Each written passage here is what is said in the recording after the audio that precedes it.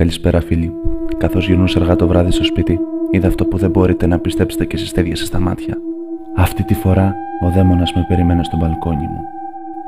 Έτρεξα γρήγορα μες στο σπίτι μου, καθώς έβαλα τα κλειδιά και άνοιξα την πόρτα. Έτρεξα γρήγορα στα παράθυρα, να δω τι μπορεί να γίνεται μες στο ίδιο μου το σπίτι.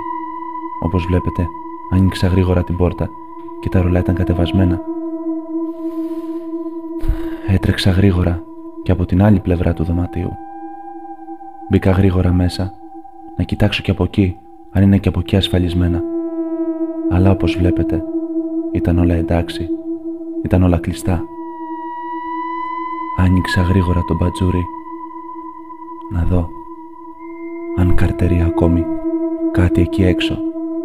Δεν υπήρχε απολύτως τίποτα. Δεν ξέρω τι θα με περιμένει στη συνέχεια αυτή τη φορά.